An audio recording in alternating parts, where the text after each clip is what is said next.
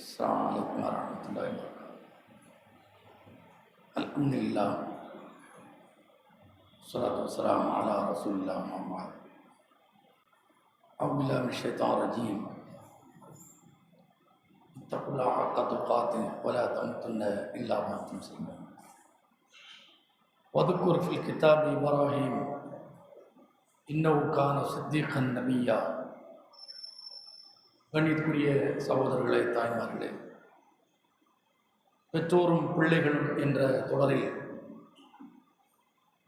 ஆதம் அலைஹிஸ்ஸலாம் அவருடைய மகன்கள், அதைத் தொடர்ந்து நூஹ் அலைஹிஸ்ஸலாம் அவருடைய மகன், இவ்விருவரை குறித்தும் குர்ஆன் என்ன சொன்னது என்பதை நாம் நேற்று அறிந்திருக்கிறோம். அதைத் தொடர்ந்து இப்ராஹிம் அலைஹிஸ்ஸலாம் அவர்களை குறித்து அல்லாஹ் குர்ஆனில் சொல்வதை நாம் அறிந்து கொள்ள இருக்கிறோம். இப்ராஹிம் அலைஹிஸ்ஸலாம் அவர்களை பொறுத்தளவில் அவர் இறை தூதர். அவர்தான் ஏகத்துவத்தினுடைய பிதாமகன். அவரை நபிமார்களுடைய தந்தை அபுல் அன்பியா என்று வரலாற்றில் எழுதுகின்றார்கள். நபிமார்களுக்கெல்லாம் அவர்தான் தந்தை என்று சொல்லி காட்டுகின்றார்கள். அப்படிப்பட்ட இப்ராஹிம் அலைஹிஸ்ஸலாம் அவர்களை குறித்து நாம் இந்த தலைப்பில் தெரிந்து கொள்ள இருக்கிறோம். 19ஆம் அத்தியாயம் 41ஆம் வசனத்திலிருந்து அல்லாஹ் சொல்லி காட்டுகிறார். வதுகுர் ஃபில் கிதாப், இந்த வேதத்தில் நபியே நீங்கள் இப்ராஹீமை நினைவு கூறுங்கள். இன்னஹு கான சித்திகன் நபியா, அவர் உண்மையான இறை தூதராக இருந்தார்.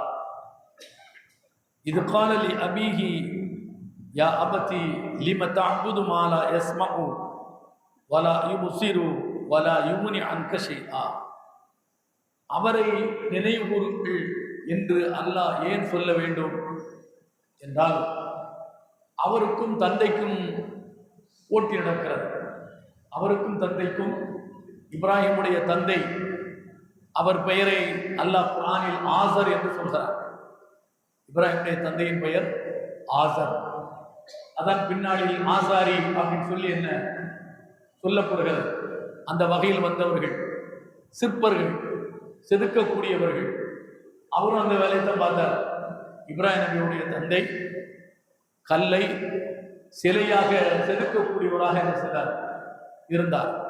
சிலையாக செதுக்கி அதை வியாபாரம் செய்யக்கூடிய ஒரு வியாபாரி. அவருக்கும் இப்ராஹிம் நபிக்கும் என்ன பெரிய அளவுக்கு என்ன வாத பிரதிவாதங்கள் நடந்திருக்கிறது. அதனால அதை நீங்கள் நினைவு கூறுங்கள். அது குறித்து இந்த வேதத்தில் சொல்லப்பட்டிருக்கிறது. இந்த வேதம் என்று சொன்னால் இந்த குர்ஆனில் இப்ராஹிம் நபி வாழ்ந்த காலம் இங்கே இருக்கிறது. இறை தூதர் முஹம்மது நபி ஸல்லல்லாஹு அலைஹி வஸல்லம் அவர்கள் வாழ்ந்த காலம் இங்கே இருக்கிறது. இரண்டுக்கும் ஆயிரக்கணக்கான ஆண்டுகள் இடைவெளி இருக்கிறது. அப்போ ஆயிரக்கணக்கான ஆண்டுக்கு முன்னர் வாழ்ந்த ஒரு இறை தூதர், அவருக்கும் அவருடைய தந்தைக்கும் இடையில் நடந்ததை அல்லாஹ் சொல்லித்தராமல் வேறு யாரும் அல்லாஹ்வுடைய தூதருக்கு சொல்லித்தர முடியாது. ஆதலால் தான் அதை இந்த வேதத்தில் அல்லாஹ் சுப்ஹானஹு வ தஆலா நபி அவர்களுக்கு என்ன செய்கிறான், சொல்லி காட்டுகிறான். இப்ராஹிம் தன்னுடைய தகப்பனை பார்த்து சொன்னதை நினைத்து பாருங்கள். என்ன சொன்னார்? யா அபதி லிம தஅபுது மா லா யஸ்மா, கேட்காததை ஏன் நீங்கள் வணங்குகின்றீர்கள்? சிலையை அவர் தான் செஞ்சு வடிச்சு என்ன வணங்குறார். அந்த சிலைக்கு ஏதாவது கேட்குமா? டிங்கி டிங்கி டிங்கி என்ன மணி அடிக்கிறாங்க, அது கேட்குமா? ஊன்னு சத்தம் போடுறாங்க, அது கேட்குமா? இங்க பெரிய வெடியே போட்டாலும் சரி கேட்குமா? அணுக்குண்டை போட்டாலும் கேட்காது. இஞ்சி போனா அணுக்குள்ள அது என்ன செய்யும், சுக்குனா நொறுங்கி போகும். எது? அந்த சிலைகள். என்ன காரணம்? மலையில இருந்து பெயர்த்து எடுக்கப்பட்டு அது கல்லாக இருந்ததை சிலையாக என்ன உருவாக்கப்பட்டிருக்கிறது. அதை போய் நீ வணங்குறிய, அது கேட்குமா அப்படின்னு சொல்லி தகப்பனை பார்த்து இப்ராஹிம் அலைஹிஸ்ஸலாம் சொன்னார். அப்போ தகப்பனாரு என்ன வேலை செஞ்சுட்டு இருக்காரு? அவர் தான் சிலையை படித்து வியாபாரம் பண்ணுறார். அந்த சிலையை தான் அவர் கடவுள் சொல்லி கும்பிடுறாரு. அந்த தகப்பனை பார்த்து தான் பிள்ளை கேட்கிறார். இப்ராஹிம் பிள்ளை கேட்கிறாப்பா, நீ இந்த மாதிரி சிலையை கும்பிடுறிய, நீ சொல்வதே அது காது கொடுத்து கேட்குமா? அதுக்கு காது விளங்குமா? விளங்காத. மாலா ஈமத்தாகுது மாலா எஸ் கேட்காததை நீ ஏன் வணங்குகிறாய்? காது கொடுத்து கேட்காததை. வலா யுபுசிரு பார்க்காததையும் ஏன் நீ வணங்குகிறாய்? உன்னை என்னைக்கா திரும்பி பார்க்குமா?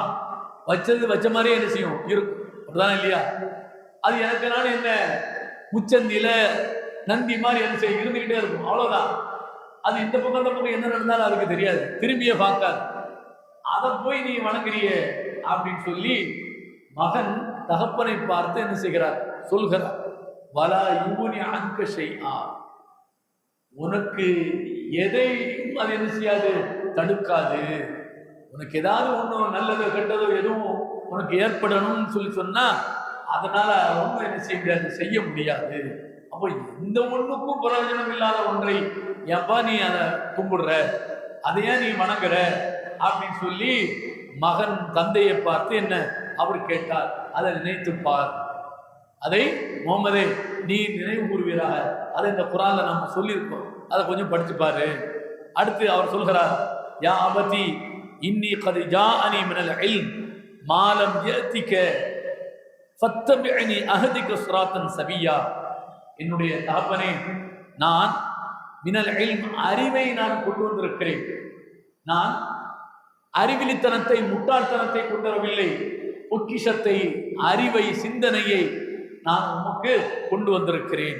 மாலம் யஅதிக, இதுவரைக்கும் உம்மிடத்தில் இது மாதிரியான அறிவார்ந்த எந்த செய்தியும் வரவில்லை. இப்போ நான் அறிவார்ந்த செய்தியை நான் கொண்டு வந்திருக்கிறேன். அறிவார்ந்த செய்தினா முன்னால சொன்னது என்னது, அது அறிவார்ந்த செய்தி தானே. கல்லு மனிதன் சும்மா சிந்தித்தாலே கொஞ்சம் யோசனை பண்ணாலே அது கல்லுங்கிறது இல்லை மனிதனுக்கு தெரியும். ஆனா அதை என்ன செய்யறான், கடவுள்னு என்ன செய்யறான், கும்பிடுறான், அதை வழிபாடு செய்கிறான். அதுக்கு போகும்போது வரும்போது என்ன செய்யறான், மணி அடிக்கிறான். அதை பார்த்து என்ன செய்யறான், நெத்தில திருநாள் பூசுறான்.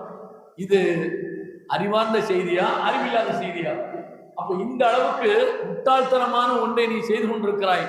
நான் சொல்வது அறிவார்ந்த ஒன்று, அதைத்தான் உமக்கு நான் கொண்டு வந்திருக்கிறேன். ஃபத்தபிஅனி அஹதிக ஸிராத்தன் சவியா, நீ என்னை பின்பற்றினால் நேரான பாதையை நான் உமக்கு காட்டுவேன்.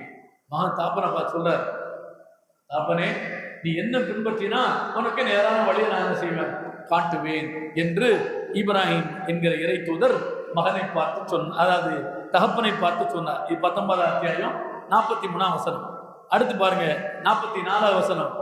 யா அபதி லா தஅபுதி ஷைத்தான், என் தந்தையே நீ ஷைத்தானை வணங்காதே. அதெல்லாம் ஷைத்தான். எது, அது சிலையா இருந்தாலும் சரி, சமாதியா இருந்தாலும் சரி, கல்லா இருந்தாலும் சரி, என்ன இளவா இருந்தாலும் சரி, எல்லாமே ஷைத்தான். அதை நீ வணங்காத. இது இப்ராஹிம் நபி மட்டும் சொல்ல, எத்தனையோ ஆண்டு இப்ராஹிம் நபி எத்தனையோ 1000 ஆண்டுகளுக்கு முன்னால. ஆனா இங்கே தமிழ் பேசுகிற இந்த சமூகத்திலேயே பல 100 ஆண்டுகளுக்கு முன்னால சித்தர்கள் செய்றாங்க, பாடல் படித்து வைத்திருக்கிறார்கள். நட்டகல்லை தெய்வம் என்று 4 புஷ்பம் சாட்டியே சுற்றி வந்து முனமுனென்று சொல்லும் மந்திரம், நட்டகல்லும் பேசுமோ நாதன் உள்ளிருக்கையில் சுட்ட சட்டி சட்டுவோம் கரிச்சுவை அறியுமோ அப்படின்னு சொல்லி. நட்ட கல்லு இது வெறும் கல்லு, அதுக்கு என்னப்போ போய் சுத்தி சுத்தி நீ முன்னு என்னமோ மந்திரத்தை சொல்ற, அது ஏதாவது பேசுமா, ஏதாவது செய்யுமா அப்படி சித்தர்களே பாட்டு படிச்சு வச்சிருக்கான். ஆனா நம்ம சித்தர்களுக்கு என்ன ஒண்ணு மண்டையில ஏற மாட்டோம். அதை பார்த்தோன்னே என்னமோ கடவுளே நேரடியாக வந்த மாதிரி என்ன செய்றாங்க, நினைக்கிறாங்க. ஐயோ அப்படின்னு சொல்லி கூட கும்பிட என்ன செய்றாங்க, போடுறாங்க. அவங்க கல்ல கும்பிடாம நம்மால என்ன செய்யறான், சமாதி என்ன செய்யறான், கும்பிடுறான். அப்போ இது எல்லாமே என்ன, அறிவிலித்தனமான செயல், முட்டாள்தனமான செயல் என்பதை இப்ராஹிம் என்கிற மகன் தன்னுடைய தந்தை ஆசருக்கு என்ன செய்தார், சொன்னார் என்பதை அல்லாஹ் சொல்கிறான். இது ஷைத்தானியத்தான செயல். சாத்தானுக்கு நீ அடிபணிந்து அதை வழிபாடு செய்யாதே. லா தஅபுதி ஷைத்தான் இன்ன ஷைத்தான கான லிர்ரஹ்மானி அஸியா. ஏன் ஷைத்தானை வணங்கக்கூடாது? அவன் ரஹ்மானுக்கு குற்றம் விளைக்கக்கூடியவனாக இருந்தான். ரஹ்மானுக்கு அப்பவுமே அவன் மாறு செய்தான். எப்ப மாறு செய்தான்? ஆதமை படைத்து அல்லாஹ் என்ன செய்தான், எல்லாரும் ஆதமுக்கு சஜாஜி உஸ்ஜுது லி ஆதம், எல்லாரும் ஆதமுக்கு தலை வணங்குங்க அப்படிங்கும் போது ஷைத்தான அபா வஸ்தக்பர வகான மினல் காஃபிரீன், خلقته من نار خلقتني من نار وخلقته من طين. அல்லாஹ், நீ என்னை நெருப்பால் படைத்திருக்கிறாய், நீ ஆதம களிமண்ணால் படைத்திருக்கிற, நான் ஏன் போய் அவருக்கு தலை வணங்கணும், முடியாது அப்படி சொல்லி அப்பவே ரஹ்மானுக்கு என்ன, அவன் மாறு செய்து விட்டான், அல்லாஹ்வுடைய கட்டளையை மீறி விட்டான். அப்படி வரும்போது அவனை நீ கும்பிடலாமா? அந்த ஷைத்தான் தான் என்ன கல்லாக உட்கார்ந்து இருக்கிறான், அவன் தான் சிலையாக உட்கார்ந்து இருக்கிறான், அந்த ஷைத்தான் நீ கும்பிடலாமா என்று இப்ராஹிம் நபி தன்னுடைய தந்தையை பார்த்து என்ன செய்தார் சொன்னார். அடுத்து 45ஆம் வசனத்தை பாருங்க. யா அபதி இன்னி அகாஃபு ஐ யமஸ்ஸக அதா மினர் ரஹ்மான் ஃபதகூன லிஷைத்தானி வலியா.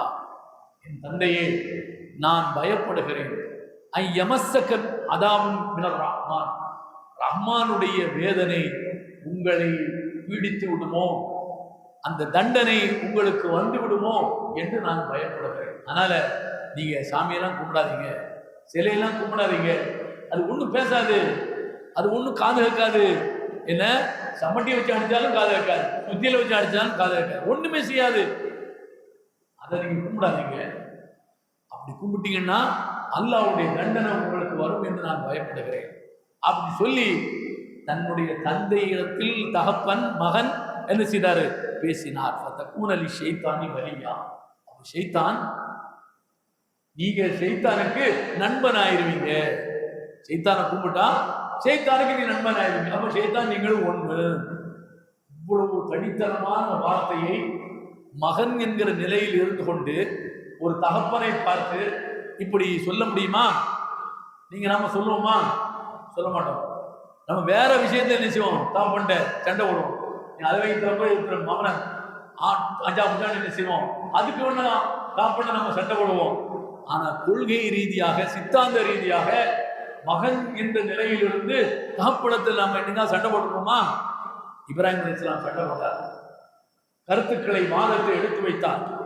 எடுத்து வச்சா அவர் அதை எப்படி எதிர்கொண்டார், அதை எப்படி எடுத்துக்கொண்டார், யாரு இப்ராஹிமுடைய தாப்பா எப்படி எடுத்துக்கொண்டார், அதை அல்லாஹ் குர்ஆன்ல சொல்றான் பாருங்க. அதாவது தன்னுடைய மகனை பார்த்து قال راغب انت عن آلهتي يا இப்ராஹிம், ஏ இப்ராஹிம், என்னுடைய தெய்வங்களை நீ புறக்கணிக்கின்றாயா, என்னுடைய தெய்வங்களை நீ புறக்கணிக்கின்றாயா, ல இல்லம் தந்தகி ல அர்ஜுமன்னக் வஹ்ஜுர்னி மலியா, நீ இந்த பிரச்சாரத்தை நீ விடவில்லை என்று சொன்னால் நான் உன்னை கல்லால் எறிந்து கொலை செய்வேன். யாரு? அப்ப மகனை பார்த்து என்ன செய்தார் சொன்னார். ஆசர் என்கிற இப்ராஹிமுடைய தகப்பன் இப்ராஹிம் என்கிற மகனை பார்த்து, நீ என்னுடைய தெய்வத்தையே நீ புறக்கணிக்க வேண்டும் என்று சொல்கிறாய், உன்னை கல்லால ஏறி கொண்டு விடுவேன் அப்படின்னு சொல்லி அவர் சொன்னார். வஹ்ஜுர்னி மலியா, நீ என்னை விட்டு நீ தூரத்துக்கு போயிரு, நீ கண்ணிலே முடிக்காத அப்படின்னு என்ன செய்தாரு அவர் சொன்னார். அப்போ வேலைக்கு ஆகல. இப்ராஹிமுடைய பிரச்சாரம் தகப்பன்ட்டு என்ன செய்யல, ஈடுபடலை. கடைசியில் அவர் நொந்து நூலாய் போய் தாப்பண்ட சொல்றாரு, கால சலாம் அலைக், கால சலாம் அலைக், அப்பனே உனக்கு சாந்தி உண்டாகட்டும். ஏன்னா அல்லாஹ் குர்ஆன்ல அப்படி சொல்றான், இல்ல இதா காத்தமோஹுல் ஜாஹிலூன் காலு சலாமா, அறிவிலியை முட்டாளை கடக்க நேரிட்டால் அவர்கள் சலாம் நாளன்று அப்படி சொல்லி போய்கொண்டே இருப்பார்கள். இபாதுர் ரஹ்மான் அல்லதீன யம்ஷூன அல் அர்தி ஹௌனா வ இதா காத்தபஹுல் ஜாஹிலூன காலு சலாமா. இபாதுர் ரஹ்மான் அல்லாஹ்வுடைய அடியார்கள், அவர்கள் பூமியில் நடக்கும்போது பணிவாக நடப்பார்கள், பணிவாக நடப்பார்கள். தத்தி தத்தி தாட்டும் தட்டாவும் என்ன செய்ய மாட்டாங்க, அடிச்சு அடிச்சு நடக்க மாட்டாங்க. அவர்கள் அறிவிலிகளை எதிர்கொள்ள நேரிட்டால், முட்டாள்களை எதிர்கொள்ள நேரிட்டால் அவங்கள்ட்ட போய் வாதம் பண்ணிட்டு இருக்க மாட்டாங்க, போயிடுவாங்க அப்படின்னு சொல்லி நினைச்சுவாங்க, கடந்து போயிடுவாங்க. அந்த பாணியை இபாதுர் ரஹ்மான் என்ற இப்ராஹிம் அலைஹிஸ்ஸலாம், அல்லாஹ்வுடைய ரஹ்மானுடைய அடியாராக இருக்கக்கூடிய இப்ராஹிம் அலைஹிஸ்ஸலாம் தன்னுடைய தாப்பட்ட சொல்லி பார்த்தார், இருக்கிற மாதிரி இல்லை. கடைசியில் கால சலாமுன் அலைக், அல்லாஹ்வுடைய சாமி உனக்கு உண்டாகட்டும், அப்பனே உனக்கு உண்டாகட்டும் அப்படின்னு சொல்லி சார் சொன்னார். சொல்லிட்டு அஸ்தக்ஃபிர் லக ரப்பி, என்னுடைய ரப்பிடத்தில் உனக்காக நான் மன்னிப்பு கேட்கிறேன். நீ செய்த அநியாயத்துக்கும் அக்கிரமத்துக்கும் இந்த பாவத்துக்கும் நான் உனக்காக அல்லாஹ் நான் என்ன செய்றேன், மன்றாடுகிறேன், மன்னிப்பு கேட்கிறேன். அஸ்தக்ஃபிருலக ரப்பி இன்னஹு கான ஹலீமா. என்னுடைய இரட்சகன் நன்றாக அதை கவனிக்கக்கூடியவனாக இருக்கிறான் அப்படின்னு சொல்லி இப்ராஹிம் அலைஹிஸ்ஸலாம் தன்னுடைய தாப்பனை பார்த்து சொன்னார். சொன்னதா இல்லாம அடுத்து என்ன செய்யறாரு பாருங்க, 19 அத்தியாயம் 48 வசனம். வாதஸிலுக்கும், அதான் கவனிக்க வேண்டியது. தன்னுடைய தாப்பனை சொல்கிறார், அப்பனே வாதஸிலுக்கும், உன்னை விட்டு நான் விலகி இருக்கிறேன். உன்னை விட்டு நான் விலகி, உன்னை விட்டுனா என்ன, வாதஸிலுக்கன்னு சொல்லாம வாதஸிலுக்கும் என்கிறார். சொல்ற உன்னை மட்டும் இல்ல, உங்களை விட்டு நான் விலகி இருக்கிறேன். அப்படின்னா என்ன, நீ என்னென்ன பண்ணிட்டு இருக்க அத்தனை விட்டு நான் விலகி இருக்கிறேன். நீ என்னென்ன பண்ணிட்டு இருக்கியோ அத்தனை விட்டு நான் என்ன செய்றேன், விலகி இருக்கிறேன். ஒமா ததுஊன மின் தூனில்லாஹ், அல்லாஹ் அல்லாதவைகளை அழைத்து பிரார்த்திக்கிறாயே அந்த செயலை விட்டும் நான் விலகி இருக்கிறேன். அந்த செயலை விட்டும் நான் விலகி இருக்கிறேன். வஅதுஉ ரப்பி, நான் அல்லாஹ்ட்ட நான் துஆ செய்கிறேன். அஸா அல்லா அகூன பி துஆஇ ரப்பி ஷகியா. அஸா அன் அகூன அல்லா அகூன பி துஆஇ ரப்பி ஷகியா. நான் அல்லாஹ்விடத்தில் பிரார்த்திக்கிறேன், அல்லா அகூன பி துஆஇ ரப்பி ஷகியா. என்னுடைய இரட்சகனிடத்தில் நான் பிரார்த்தனை செய்கிற காரணத்தினால் என்னுடைய பிரார்த்தனை ஏற்கப்படாதோ என்று நான் என்ன செய்கிறேன், நினைக்கிறேன். ஏற்கப்படாமல் இருக்க ஏற்கப்பட வேண்டும் என்று நான் என்ன செய்கிறேன், நினைக்கிறேன். நான் அல்லாஹ்விடத்தில் ஆதரவு வைக்கிறேன். உனக்காக நான் அல்லாஹ்விடம் நான் துஆ செய்கிறேன். நான் கெட்டவனாக உதவியாக ஆகாமல் இருப்பதற்கு அல்லாஹ்விடம் நான் பிரார்த்திக்கிறேன் அப்படின்னு சொல்லி தன்னுடைய ஜாப்பட்ட மகனாக இருக்கிற இப்ராஹிம் நபி என்ன செய்கிறார், சொல்கிறார். பாருங்க, ஒரு இறை தூதரை பெற்றெடுத்த தந்தை, நேற்று நம்ம கேட்டோம், ஒரு மகனை பெற்றெடுத்தவர் இறை தூதர் யாரு, நூஹ் அலைஹிஸ்ஸலாம். ஒரு மகனை பெற்றெடுத்தார். நூஹ் என்கிற இறை தூதர், அவருக்கு ஒரு மகன் பிறந்தான். அந்த மகன் அந்த இறை தூதருடைய சொல் பேச்சை என்ன செய்யல, கேட்கல. கடைசியில என்ன, வெள்ளத்துல அடிச்சு அழிஞ்சே போனான், நாசமா போனான். இப்போ இப்ராஹிம் என்பவரை பெற்றெடுத்தது ஆசாரி, என்ன சிலைகளை வடித்து வியாபாரம் செய்யக்கூடிய ஒரு ஆசாரி. அந்த ஆசாரி பார்த்து இப்ராஹிம் என்கிற இறை தூதர் பிரச்சாரம் செய்கிறார். எப்படிலாம சொல்லி பார்க்கிறாரு, புத்திக்கு உரைக்கிற மாதிரி சொல்லி பார்க்கிறாரு. ஆனா மண்டையில உரைக்கிற மாதிரி என்ன விடுபடலை. கடைசியில் அவர் என்ன செய்யறாரு, அல்லாஹ் நான் மன்னிப்பு கேட்கிறேன் உனக்காக அப்படின்னு சொல்லி என்ன செய்யறாரு, பிடிக்கிறார். அப்போ ஒரு மகனாக இருந்தாலும் தன்னை பெற்ற தகப்பன் அசத்தியத்தில் புரியாத ஒரு மனிதராக இருந்து கொண்டிருக்கிறார் என்பதை அவர் கண்டும் காணாமல் கடந்து போகவில்லை. அந்த சத்தியத்தை, உண்மையை அவர் எதிர்த்து நின்று அவர் அவருக்கு அறிவுரை கூறுகிறார். அறிவுரை கூறியும் எடுபடவில்லை என்பதற்காக வேண்டி அவரோடு என்ன சேர்ந்து, சரி நமக்கு என்ன, நம்ம கூட போய்கிடும் வந்துடுவோம் இல்லை, அந்த செயலை விட்டு அவர் இருக்கிறார், விலகி இருக்கிறார். அவரோடு தோள் கொடுத்து தோளாக நின்று என்ன செய்யல, அதற்கு ஆதரவு அளிக்கவில்லை. அந்த செயலிலிருந்தும் அவரிலிருந்தும் அவர் இருக்கிறார், விலகி இருக்கிறார் என்பதை அல்லாஹ் சுப்ஹானஹு வ தஆலா என்ன, தகப்பன் இறை மறுப்பாளர், மகன் இறைவனை ஏற்றுக்கொண்ட நல்லடியார், இந்த ரெண்டு பேருக்கு இடையில என்ன நடந்தது என்பதை இந்த செய்தியின் மூலமாக அல்லாஹ் நமக்கு சொல்லி காட்டுகிறார். இன்ஷா அல்லாஹ் தொடரும்.